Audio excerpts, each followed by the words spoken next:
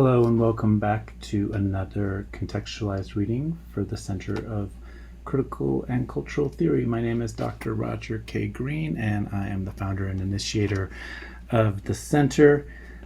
This is part of an ongoing course called Homer and the Critique of Western Civilization. Let's carry on. So one thing to notice about the opening here for book 7 is that the narrative continues really directly from book 6. There's no overnight or day into night type of thing. And as I've alluded in earlier lectures, not only are the servants naturalized throughout the book, the fact that I've mentioned slavery and servitude is just naturalized in the sense that there just happens to be, a lot of servants who are just ready at hand and kind of in the background like extras in a movie. It's more particularly slavery is a little bit invoked here, and especially just human trafficking in general, and apparently I think for life as well. So because it's so naturalized, we aren't getting exact rules here for how slavery or servitude works in the ancient world. There's not a lot of commentary on the injustices because it's naturalized. But Nausicaa's chambermaid, Eurymedusa, here is named. And the text tells us that she was a prize that was given to King Alcinous or Alcinous. By the way, the K or the S sound on the C, it can go either way, but maybe it more properly should be a K sound. There is a Kentum and Sodom split in European languages that happens later on than this, and so the Romance languages take the C sound or the S sound for a C, and the Germanic languages keep the K sound for them. So that's why you'll see names being spelled constantly with a C or a K in Greek transliterations of words, and really, for me anyway, either of the pronunciations are fine. But King Alcinous, I'll go with the hard K here, says, once she had nursed the, or Alcinous doesn't say this, but the narrative says, once she had nursed the white-armed princess in the palace, now she, meaning Eurymedusa, now she lit a fire and made her supper in the room. So just again to note that is there in the text, and that it's naturalized and not being explicitly commented on. Then we get Odysseus coming in, and this, remember, was the plan that the princess had for him. Nausicaa had said, don't go into the palace with me because then the sailors might suspect that something obscene has happened between you and me, and so hide and then come in later on. And so Athena shrouds him in a mist and then appears to Odysseus in person, although she's in disguise as a little girl. But remember, this was part of Nausicaa's plan that, ask any innocent child can tell you where my father lives. And so he says, little girl, now wouldn't you be my guide to the palace of the one they call Alcinous, the king who rules the people of these parts? I am a stranger, you see, weighed down with troubles, come this way from a distant far-off shore, so I know no one here, none at all, in your city and the farmlands round about. And she says, oh yes, sir, good old stranger, said the bright-eyed goddess, I'll show you the very palace that you're after. The king lives right beside my noble father. Come quietly too, and I will lead the way. Now, not a glance at anyone, not a question. The men here never suffer strangers gladly, have no love for hosting a man from foreign lands. All they really trust are their fast-flying ships that cross the mighty ocean, gifts of Poseidon. Ah, what ships are they? They are quick as a bird, quick as a darting thought.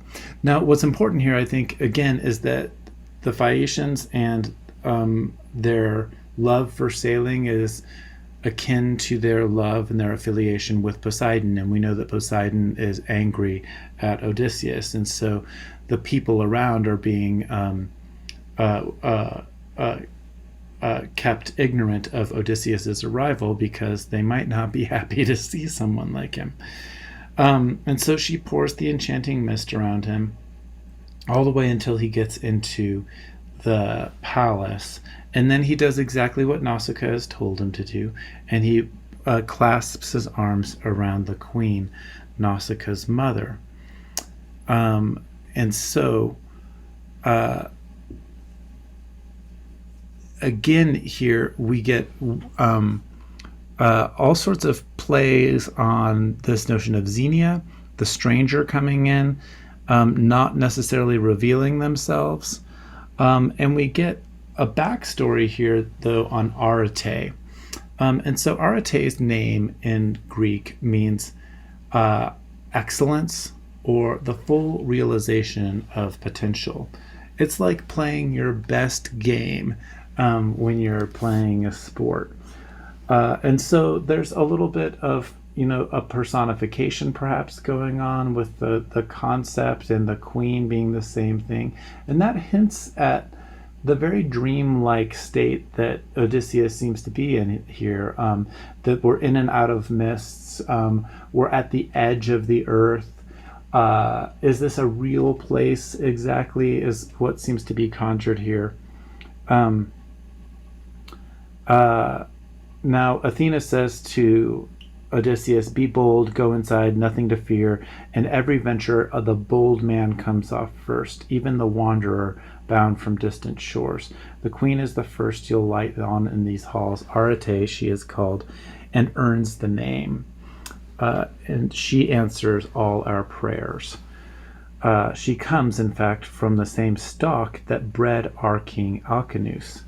And so we get a little bit of a backstory here. Both Alcinous and Arete are descendants of the giants. And so the intertext here, the background story that Greek hearers would know, is what's called the Gigantomachy, or the War of the Giants. And it's a war between the giants and the the Olympians, not the Titans. So the Titans are the older generation of gods. So first there's Gaia, who's earth, and Uranos, who is the sky, and they have sex, and it's from that the giants are come into being, and then it's through that the Titans come into being, right? But remember, Kronos overthrows Uranos because Uranos' sky doesn't want to let any of the children out, and so Kronos overthrows his father, and then Zeus later on overthrows Kronos. And so there's that descent and the overturning of previous generations. But this is also a sense of where we get the ancient versions of different races. So I have a separate lecture that I was alluding to in my previous contextualized reading just on the notion of race and contemporary issues about race. I'll probably have more lectures around that later on as we keep going. But one of the things that I've said is that concepts of race change over time, and that in the ancient world, at least, race was not determined in terms of skin color or these pseudoscientific biological notions that are more recent in our history. In 2022 anyway. So first came Nausithous, the son of the earthquake god Poseidon, right? And Paraboea, the lovely matchless beauty, the youngest daughter of iron-willed Eurymedon, king of the overweening giants years ago. And so we see Nausithous, that the generations of the Phaeacians are the descendants both of Poseidon and Poseidon intermixing with the giants. And so they're, once again, the Phaeacians are close to the gods, but they're also mixed with this other race that has been overturned by the gods. And this is going to make a little bit more sense as we going on, why I'm drawing this out here. So we get a long description here, just like, if you think about the books of the New Testament, right, that that begin with these long genealogies. We get a long genealogy. There's something important that Homer the poet is trying to say by going into this detail here. But the poet describes Arete here. She lacks nothing in good sense or judgment. She can dissolve the quarrels, even among men, whoever wins her sympathies. Now, Arete and Nausithous, they descend from the Poseidon and the giants, but also Alcinous does. And in fact, Alcinous would be Arete's uncle. So uncle and niece can be married in this culture, apparently, and nobody bats an eye at it.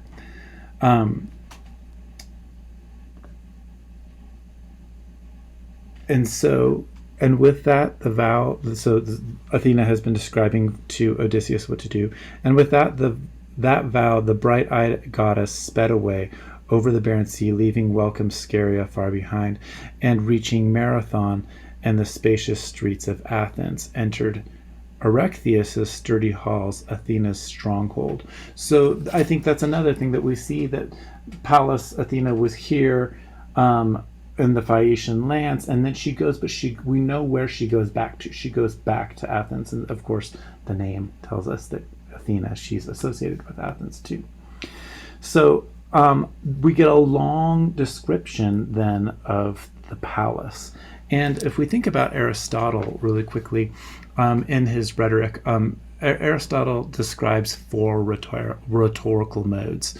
One is narration, one is exposition, or telling about things, or why am I telling you about things, and then one is description, and then there's argumentation, right? And so we have shifted here from the outset to an intense description, to a different mode of language here. And again, that focus is going to tell us something important is going on, according to the poet, to describe in such detail this palace. And among the details, one of them I underlined here was, and Alcinous had some 50 serving women in his house, some turning the handmill, grind the apple yellow grain, some weave at their webs or sit and spin their yarn, fingers flickering, quick as aspen leaves in the wind, and densely woven woolens dripping oil droplets. Just as Phaeacian men excel the world at sailing, driving their swift ships on the open seas, so the women excel in all the arts of weaving. That is Athena's gift to them beyond all others, a genius for lovely work and a fine mind too. Now we might think back immediately and know that Odysseus' wife, also Penelope, has been playing this game with the weaving. And so I think it's important to note that here Odysseus is visiting these places. The women are fine seamstresses here, but there's also servitude going on, 50 people who just are working apparently all the time. And the men are admired for their sailing. And then the palace description goes on, and then we get a shift to narration around lines 155 or 6. And Odysseus stood gazing at all this bounty, a man who'd borne so much. Once he'd had his fill of marveling at it all, he crossed the threshold and strode inside the palace. Here he found the Phaeacian lords and the captains tipping out their libations, now to the guide and giant killer Hermes, the god to whom they would always pour the final cup before they sought their beds. Now, Hermes is called the giant killer because he killed Argus, an all-seeing giant who was guarding Io, who was a nymph who had been transformed into a heifer. So Zeus was committing adultery with Hera, his wife, as he often does, and sleeping with Io. He disguised Io as a heifer and tied her up to a tree, and then Hera wanted to keep guard over to catch Zeus in the act, and so she sets up this all-seeing giant Argus, and Zeus, to get his way in this intertextual mythological story, sends Hermes to kill Argus, the monster, and that's where we get the giant slaying terminology for Hermes here. But Hermes, I think, is being praised by the Phaeacians who are close to the giants and descendants of giants more because he's the one who can move in between and close to the gods. So it's something about Hermes' ability to move seamlessly between the space of the immortals and the mortals that seems to be important to them here. And so Hermes, the god whom they would always pour their final cup before they sought their beds. And so we notice that there's a lot of ritual going on in this palace. There's a lot of discussion about the ways things are supposed to be. There's an intertextual theme about marriage and adultery going on with that invocation of Zeus and Hera and Hermes here as well. Odysseus goes in and clasps the knees of the queen, and he the the god-sent mist rolled back to reveal the great man, and silence seized the feasters all along the hall. Seeing him right before their eyes, they marveled, gazing on him now. Odysseus pleaded, "Queen Arete, daughter of godlike Rhexenor, here after many trials I come to beg for mercy." And he goes on, and then as he's pleading, one of the noblemen, Aeneas, stands up and says, what are you doing, Alcinous? This is indecent. We need to accept this stranger in. And so again, this is the Xenia, the law of hospitality showing up, and that's Zeus's law. And so hearing this, Alcinous, poised all in his majesty, took the hand of the seasoned worldly wise Odysseus and gives him his first son's seat. And so he's giving him a special place. And then he says, "Come, Pontonous, mix the wine in the bowl, pour rounds to all our banqueters in the house so we can pour out cups to Zeus, who loves the lightning, champion of suppliants' rights are sacred." So another rule, another more, right? And it's ritualized with the pouring out or the libation to Zeus on behalf of the stranger. And then we get another ritual here. Alcinous says, "Hear me, lords and captains of Phaeacia. Hear what the heart inside me has to say.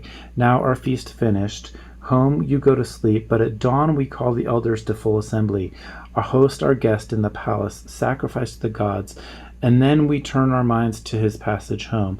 So under our convoy our new friend can travel back to his own land. No toil, no troubles, soon rejoicing, even if his home's a world away." And so this is part of the law of hospitality here. Without knowing who Odysseus is, the Phaeacians grant him not only the normal rights of being able to have a feast first and a bed before being asked who he actually is, but they've already said that they will help him find his way home.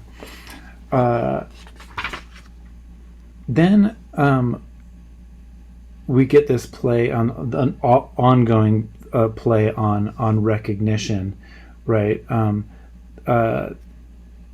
There in the future, so Odysseus looks so good that Alcinous isn't sure whether or not Odysseus is a god, and so he says, "Always, I don't know. He looks like he could be a god, but maybe he's not." But he says, tellingly, "Always up to now, the gods came to us face to face. Whenever we'd give them grand, glorious sacrifices, they always sat beside us here and shared our feasts. Even when some lonely traveler meets them on the roads, they never disguise themselves. We're too close kin for that. Close as the wild giants are, the Cyclops too." Now there's this recognition that there are these different species, these different races of beings, the Cyclopses, the giants, and the humans. They're all descendants of the gods, for sure, but they are different peoples. And so this is an ancient recognition of race. Again, it has nothing to do with modern, more recent notions of based on something like skin color. But the wild giants that are distinguished, and the Cyclopses, who we already have heard are enemies with the Phaeacians, and who the Phaeacians left to found a new land because the Cyclopses wouldn't leave them alone. And so these two other races here are being distinguished against the Phaeacians, who, as we see, are very, very cultured. And that's why we get this big description of the palace and how wonderful it is, and the artifacts and all of the people and all of the riches that they have there, and how ordered everything is. Odysseus is smart, and if we remember back earlier to an earlier book, when Telemachus visits Menelaus, right, and compares Menelaus's palace to something of the gods, Menelaus is quick to say, no, nothing that I have could be as good as the gods, because you don't want to invoke the gods' wrath by saying you're as good as them. And Odysseus is smart enough right away to say, Alcinous, cross that thought from your mind. I'm nothing like the immortal gods who rule the skies, either in build or breeding. I'm just a mortal man. Whom do you know most saddled down with sorrow? And he goes on, and he keeps talking about how pathetic his life is here. And he goes on, he says, they are the ones I'd equal grief for grief. They are the ones, grief for grief. And I could tell a tale of still more hardship, all I've suffered thanks to the God's will. But despite my misery, let me finish dinner. The belly's a shameless dog. There's nothing worse, always insisting, pressing. It never lets us forget, destroyed as I am, my heart racked with sadness, sick with anguish. Still it keeps demanding, eat, drink. It blots out all of the memory of my pain, commanding, fill me up. But you, at first light of day, hurry, please, to set your unlucky guest on his own home soil. How much I have suffered. Oh, just let me see my lands, my serving men, and the grand high-roofed house. Then I can die in peace. Now, again, he's not being recognized as just any person, right? He's another person who has servants waiting for him back wherever his home is. But he's drawn this attention to the pathetic story of his life, how he's been despised by the gods. And this brings all of the public applause from the Phaeacians, who are swayed by his story. Now, as this is all happening, Arete recognizes that the robes that Odysseus is wearing are robes that she herself has made. But she holds her tongue and waits till the other nobles have gone away. And then she asks him, okay, who are you? Where are you from? And this is kind of pushing on things because it's still nighttime. He has finished dinner, but he's not going to say who he is until tomorrow. Instead, we get a bit of Odysseus telling his story. And so he recants his story of getting to the island of Calypso, who's the daughter of Atlas. And we get a couple of mentions of Calypso's island's name, Ogygia. And I think that this is important because, especially because what we see here is that the meaning of Ogygia means prime evil in Greek, or something like earliest dawn. And so we see that Odysseus has been not only just at the far edges of the earth, both with a goddess and a nymph, but now with the Phaeacians, who are at the edges of things as well. And there's this sleep being invoked. And is he in another time? Is he in a dream state? Is he in a mist? There's a lot of different sorts of textures hovering around at once. And that, I think, is definitely part of the beauty of this story. Now, remember that the Phaeacians are descendants of the giants, and that what we get from during the Gigantomachy is that we had this alliance of the Olympian gods, particularly Zeus and Poseidon and Athena. They were fated that they wouldn't win the war with the giants unless they had the power of a mortal, and so they use Heracles, Hercules, also known as, and so that I think is really importantly being invoked in the background here, because I think that the Phaeacians have this close alliance not with just the gods but with the giants and with Poseidon, and yet this war, the Gigantomachy, is being kind of invoked because that was a time when Poseidon and Athena and Zeus were all on the same side, when there was an alliance. And so we see that Athena has gone back to Athens a few pages ago, and she's of course associated with Athens. But on the Parthenon, and you can still go to Greece today and see these sculptures on the side of the Parthenon that are telling this story of Athena, who's depicted as hauling off Alcyoneus, who is one of the most powerful giants during the Gigantomachy, and his name is kind of similar to Alcinous. So I think that all of this layering is going on, and it's stuff again that probably Greek people would have been aware of without thinking much about it, but it's a lot different for us in the 21st century. So back to this recanting of the story with Ogygia, meaning primeval or earliest dawn. So this is the island that he's been on, and now we're with humans, but they're the humans that are closest to the gods. Just like we start with Athena, we go to Calypso, we go to Ino, we go to then Nausicaa, right? So there's been this descent away from the gods, but there are these kind of interweaving spaces that are happening throughout the play, or the epic here, sorry. So as he tells the story of Calypso, he mentions this name, and the name is associated historically with a couple of different places. So now we're getting like historical time merging with mythological time starting to happen here.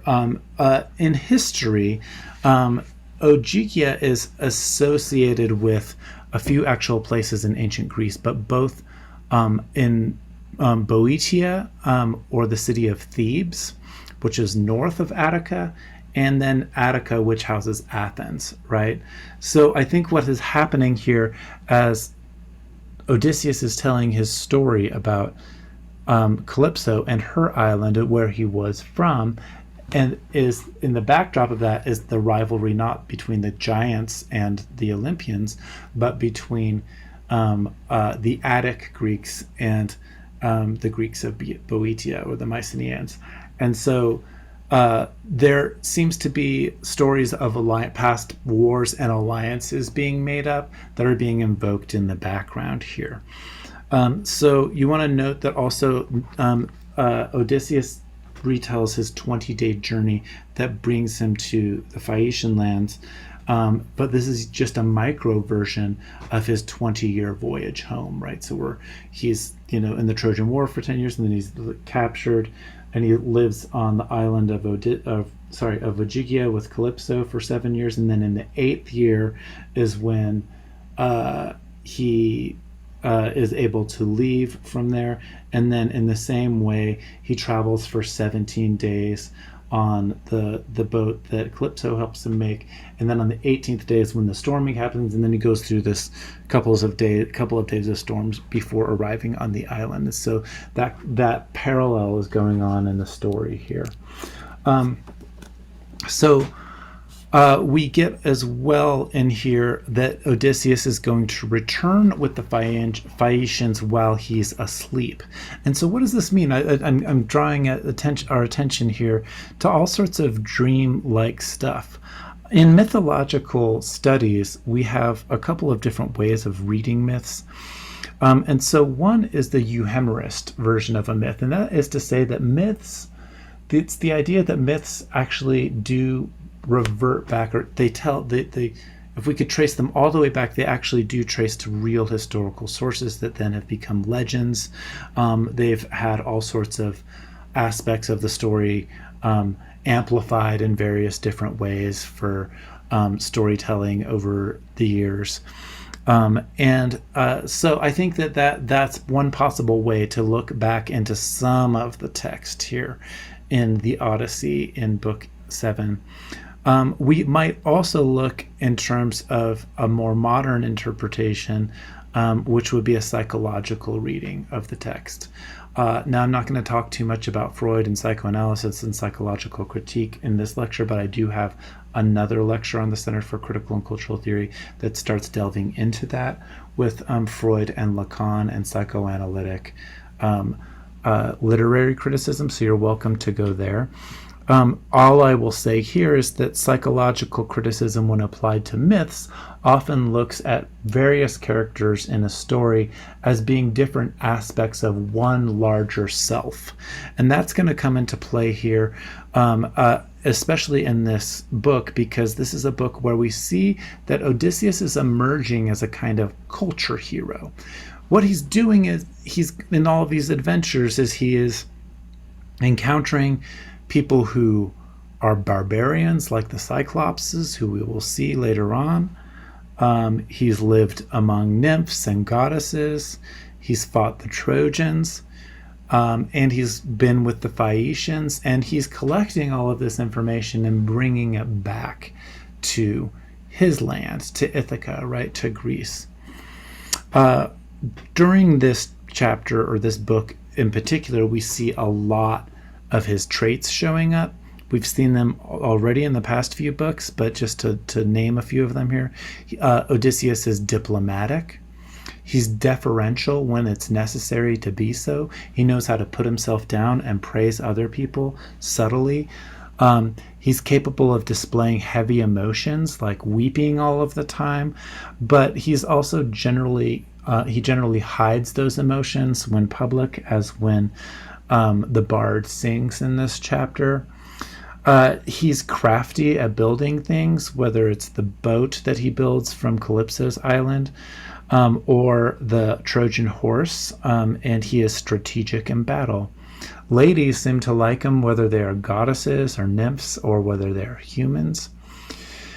He looks noble and handsome, as it's described, although that's sometimes amplified by Athena shrouding him in mist and then making him look big.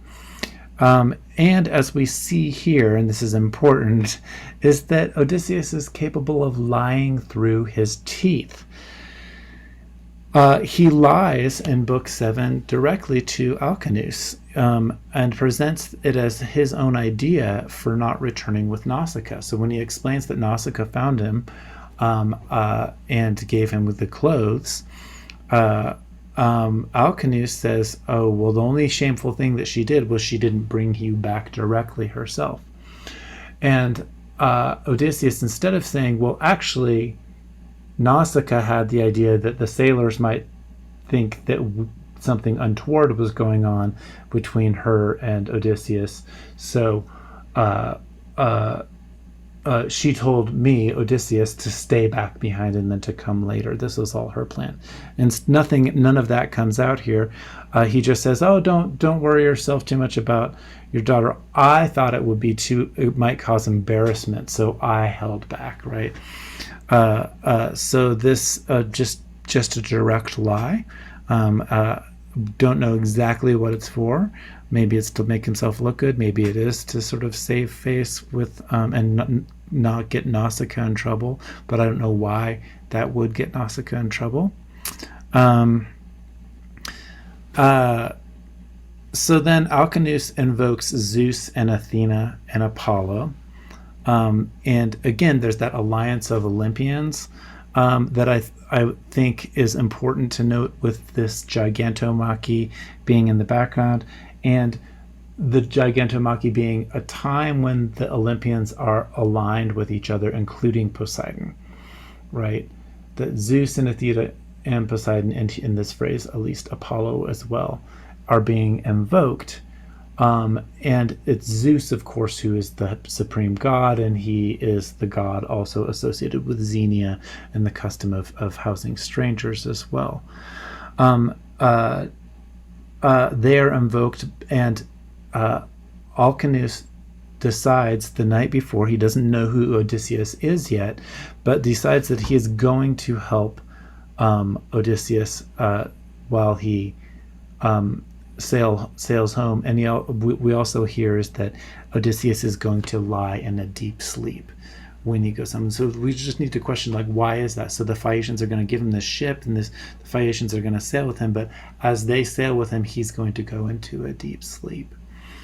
And then in the actual story itself, at this moment, they all retire to bed, and Odysseus is given a place to sleep, and goes to sleep with the vow of the king and queen that they will help him find his way home.